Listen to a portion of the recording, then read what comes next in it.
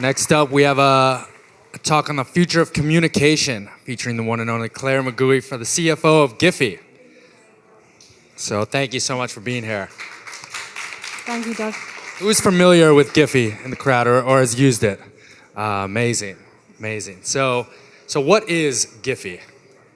GIPHY is basically a GIF search engine that's evolved into a leading content player. Maybe I'll take a step back and explain what a GIF is for those of you who don't know. A GIF is basically a media format that is getting shared a lot now. It's a 5-second, usually kind of loop. There's no sound to it. It's like a mini video clip, and it plays on repeat. So you'll see people sharing these in like Facebook Messenger. They're going around Twitter now. They're in basically any messaging social platform you see. You're starting to see GIFs appearing if you're not seeing them already. I've got some. Yes. You have the clicker. Whoa. So we're seeing GIFs here. This is a GIF of our logo, GIPHY. This is my own personal GIF. I said I'm Claire, I'm CFO at GIPHY. And we bring you all the GIFs. So in answer to the question of what is GIPHY, as I said, search engine for GIFs evolved into a content platform. What that means is if you think about inputs of content coming in, we source all of the GIF content from around the world. We have a number of partnerships with all the leading networks, studios. We have a crawler. We have a GIF studio in LA that actually does GIF creation content for a lot of leading brands. We have UCG that's growing really fast. And we basically pull all this GIF content into GIPHY. The database. We make it searchable. We make it so people can find GIFs. We tag them so people can have the right reactions to them. And then we push them out. We distribute GIFs through our huge platform of partners. We have a large number of API integrations. We work with most of the major messaging apps and social platforms. We're in Twitter, Facebook. We partner with Tinder. Launched an API integration with them earlier this year, so we're now in dating apps as well, and business applications such as Slack. For those of you who use Slack at work, you see GIFs flying around with our integration there, which is quite cool. So that's it in a nutshell. If you want to go a little deeper and kind of say what does that actually mean in terms of all this GIF content and the GIF network, I can show you an idea here. This is our elections coverage page. So what we're doing at the moment is pulling in a whole bunch of elections coverage. Since we launched the elections page, there's been, I think, 500 million views on all the content, which is really cool. I think we jumped ahead here, but it's cool. And then part of the other ways we source content, as I said, is through UCG, user-generated content. So we have a whole suite of tools. There's GIPHY Capture for desktop, there's GIF Maker on web, and we have GIPHY Cam on mobile. And to give you an example of GIPHY Cam, this allows users, and this is me, my daughter, and my husband here, making a GIF. Just jump back to that one. Basically, users can now create their own GIF content. So you can download the app on your phone, you can go make your own GIFs, and you can share them, you can post them, you can put them to social.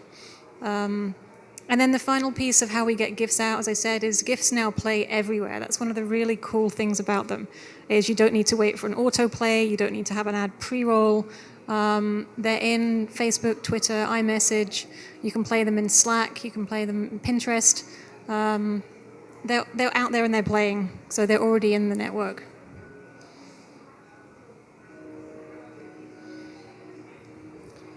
GIF possibilities are endless. Yeah. So I just touch on some numbers to give you an idea of GIPHY and the kind of scale we're at now. We launched in 2013, so we've been going a little over 3 years now. We're currently doing about 150 million, actually it's exceeded that, this slide's a little out of date, 150 million uniques a month across our embeds and our web traffic.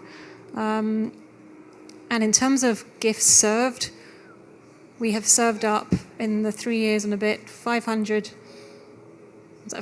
billion, half a trillion. Half a trillion half GIFs. a trillion GIFs, which is quite a lot of GIFs.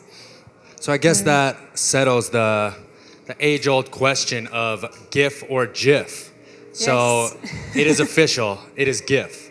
We call it GIF. The guy who invented the GIF, Steve Wilhite, he called it JIFF. Maybe we can ask the Really? audience. So, So who calls it GIF? Show of hands. And GIF on the other side? okay, it looks like Okay. GIF wins. So Steve, he invented the GIF. It was 1987. Our context is that things have changed a bit since 1987. Just a We bit. call it just a bit. It was named JIFF like the peanut butter. As I said, things have changed. The way we use GIFs has changed. The technology's changed. This is how we used to work out in 1987. And we're GIPHY with the hard G, like GIF. Hard G. Hard G. So why are GIFs now the future of communication? And how do they play a role in communication? So I think the thing about a GIF is that it's so visually compelling. When you see this moving image, it's something that people can resonate with. It can be interpreted very easily, very fast. People can connect with it, and they don't have to read a huge bunch of words and text to go and try and translate what it means.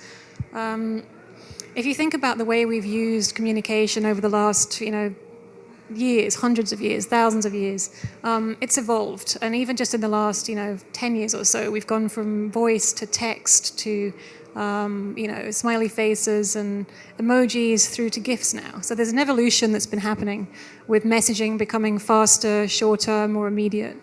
And we've already seen that, and GIPHY's now at the forefront of that. Also, how we communicate is changing. You think about communication platforms such as social, messaging platforms, business platforms such as Slack I mentioned, and even dating platforms. Everything is changing. This is just an article that was released in BuzzFeed earlier this year from some data that Tinder Take note. released. Use GIFs. So Tinder have said sending a GIF on Tinder is 30% more likely to get you a response, and your conversation will last twice as long. So this is the impact that putting GIFs into messaging within dating is already having. So GIFs are helping people find love. And this is one of the GIFs that has actually done really well in Tinder. It's not playing, but maybe it'll play in a second.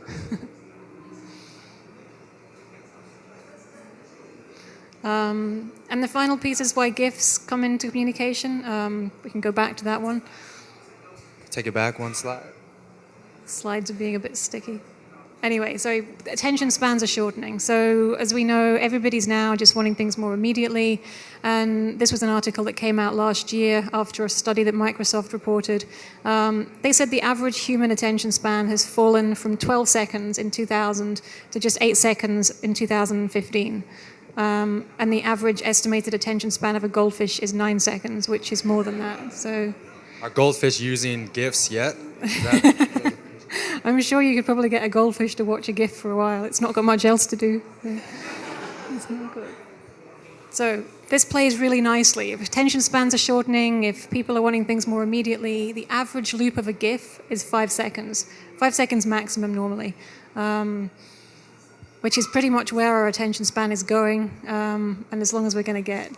So that plays into, what makes GIFs so visually compelling? Why are they so, beyond the time frame, why are they so effective in communication? Yeah, so I think for years we've been trying to put all these words, feelings and emotions into words to try and communicate them. And how many times have we sent a text message and shortened it and put the wrong emotion across, or it's been misinterpreted? Too many. And, and it screws things up. So we're still trying to put these feelings and thoughts like this and put them into words and put them into phones and try and translate stuff. And it doesn't always work. So I think the question is, why are we still trying to do that? So we've all got phones now. We're all using them every day. But why are we still trying to type in words to communicate?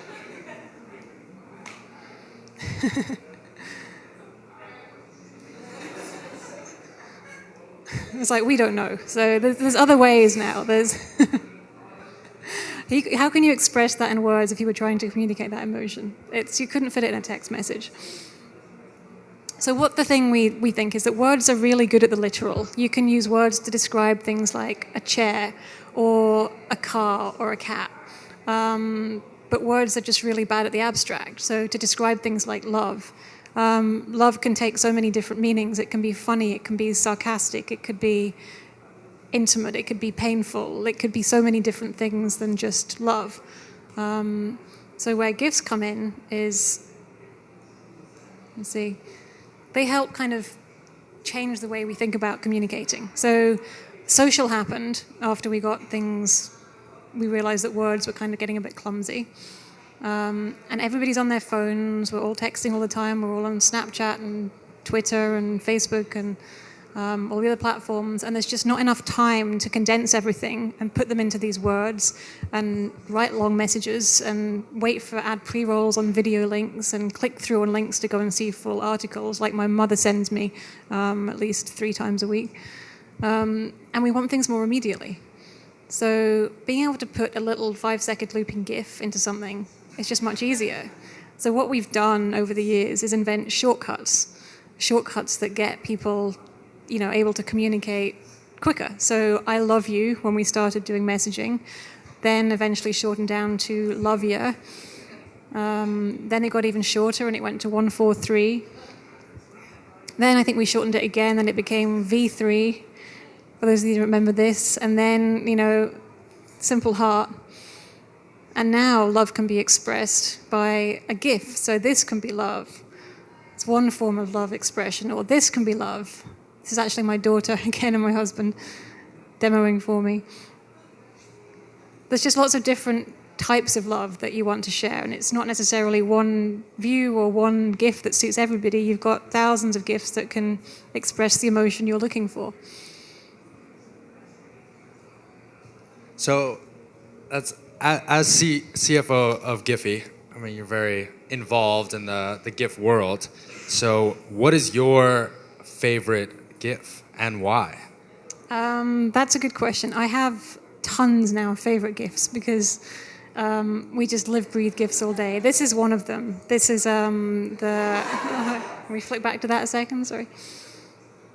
Let's see, we'll go back. This was Leo at the Golden Globes and Lady Gaga's bump when she walked past him. And the bit that we love about this is just the eyes, the reaction from Leo as she bumps him. Yeah, it's the GIFs aren't looping properly on the visuals, but you get it. When it GIFs properly, it just auto plays, and Leo's reaction is classic. So that's one of my favorites. Another one is something that's a more personal GIF that resonates because it was sent to me by one of my best friends. It's taken from a BBC sitcom, absolutely fabulous. That Yeah. And it's not something I'd probably share at work to explain anything, but it's just a more personal thing that connects the two of us, and we shared, times in the last decade or so. Sent around constantly on the office? Oh, the main form all of day. communication? We use Slack for communication, and literally there must be hundreds of GIFs that fly through Slack every day. Yeah. Amazing. It gets quite competitive who can find the next best. Their bonuses. Yeah. People just do it for fun. They just love it. People live, breathe GIFs at GIPHY. Well, thank you so much for being here. I think that's all the time we have now for GIPHY, but how can people go and create their own GIF? People can create their own GIFs by going to the App Store. We've got a bunch of the creation tools there.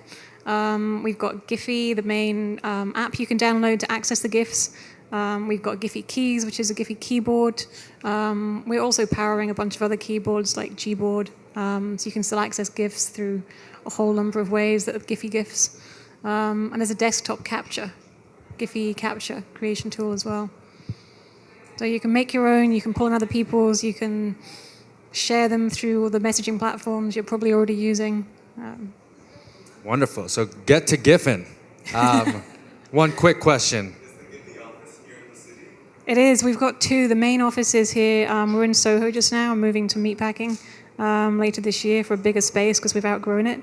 We're about 60 people in New York, and we opened our LA office earlier this year, which is GIPHY Studios. And they're about coming to 15 people. and they're doing all of our gift creation work for brands, partnering with people like Nike. We did a campaign for Weezer for their album launch. That's the creation side.